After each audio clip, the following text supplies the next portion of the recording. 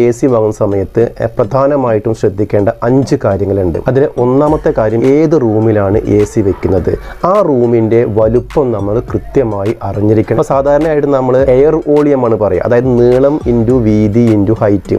അപ്പോൾ സാധാരണ നമ്മൾ ഈ എയർ വോളിയം കണക്ക് കൂട്ടുമ്പോൾ ഹൈറ്റ് ഒരു 10 ഫീറ്റ് ആയിട്ടാണ് നമ്മൾ എടുക്കുക. ഇപ്പോൾ പുതിയ വീടൊക്കെ വെക്കുന്ന സമയത്ത് ചിലപ്പോൾ ഹൈറ്റിൽ മാറ്റം വരാം. അപ്പോൾ നമ്മുടെ വീടിന് അങ്ങനെ ഹൈറ്റിൽ മാറ്റം ഉണ്ടെങ്കിൽ അതുകൂടി നമ്മൾ എന്ത് ചെയ്യണം, പരിഗണിക്കണം. 130 സ്ക്വയർ ഫീറ്റ് വരെയൊക്കെയുള്ള റൂമാണെങ്കിൽ അവിടേക്ക് 1 ടൺ AC അനുയോജ്യമായിട്ടുണ്ട്. അതേസമയം ഒരു 130 മുതൽ 180 വരെ സ്ക്വയർ ഫീറ്റ് ഒക്കെയാണ് വലിപ്പമെങ്കിൽ 1.5 ടൺ AC നമ്മൾ ഉപയോഗിക്കണം. 180 മുകളിലേക്ക് നമ്മൾ 2 ടണ്ണിൻ്റെ AC ആണ് ഉപയോഗിക്കേണ്ടത്. നമ്മുടെ റൂം ഗ്രൗണ്ട് ഫ്ലോർ ആണോ അപ്സ്റ്റെയർ ആണോ എന്നുള്ളതാണ്. അപ്സ്റ്റെയർ ഒക്കെ ആണെങ്കിൽ നല്ല ചൂട് വരുന്ന ഒരു റൂമൊക്കെ ആണെങ്കിലും ഇപ്പോൾ ഒരു 130 സ്ക്വയർ ഫീറ്റ് ഒക്കെ വരുന്നുള്ളൂ എങ്കിൽ പോലും അവിടേക്ക് ഒരു 1.5 ടണ്ണ് വെക്കുന്നത് കൊണ്ട് പ്രശ്നമില്ല. ഈ റൂമിലേക്ക് ഒരു കപ്പാസിറ്റി കുറഞ്ഞ AC വെച്ച് കഴിഞ്ഞാലും നമ്മൾ പ്രതീക്ഷിക്കുന്ന കൂളിംഗ് കിട്ടില്ല.